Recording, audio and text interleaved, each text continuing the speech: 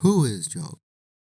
For a book so known, we actually don't know much about it. Even scholars say they don't know much about the book of Job. But for me, that has never been a good enough answer. That's why I decided to figure out who Job actually is. And the answer may come as a shock for many of you. First of all, we need to figure out when Job takes place.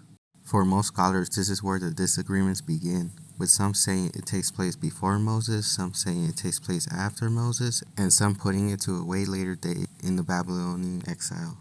The book of Job states that it takes place in a land called Uz, which most scholars place in southern Edom. But to figure out when Job's era is, we can use the text to help find clues, such as on Job chapter 42, verse 8, which states, "Now therefore take 7 bulls and 7 rams, and go to my servant Job, and offer up a burnt offering for yourselves.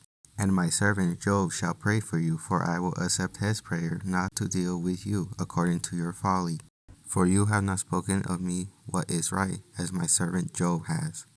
The clue in this passage is that God asked Job's 3 friends to offer burnt offerings for themselves.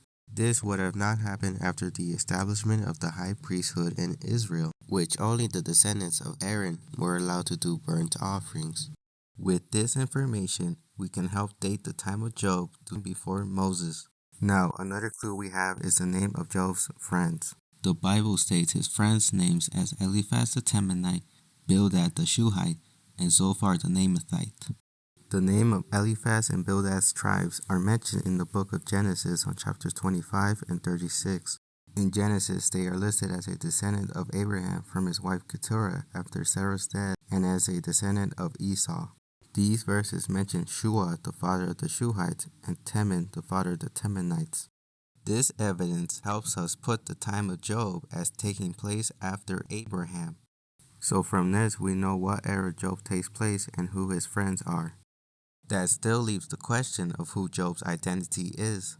Now for this, we are going to use an ancient version of the Bible called the Septuagint.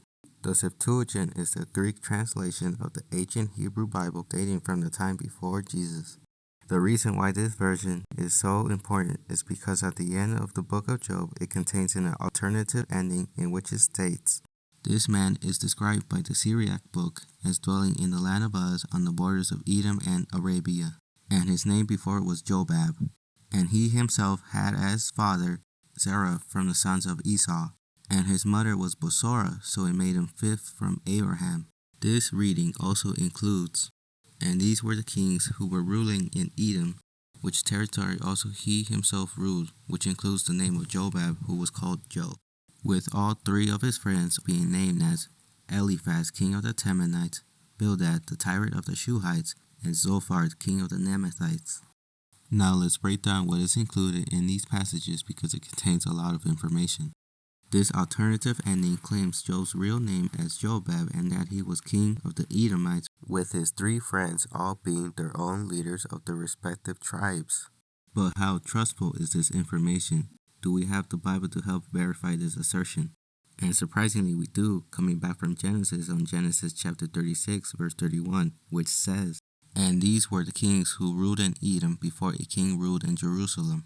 Balak the son of Beor reigned in Edom, and the name of his city was Dinhabah. Balak died, and Jobab the son of Zerah from Basra reigned in his place." However, is this Jobab from Genesis the same Job from the book of Job? Is there any evidence from the book of Job itself to help support this? And there is, and it's on Job chapter 19 verse 9, which states, "He has stripped me of my honor, and has taken away the crown from my head." There are some who will claim that verse is only meant to be figurative, but after all the evidence I have showed you today, I would say there is a good chance of this being the true identity of Job.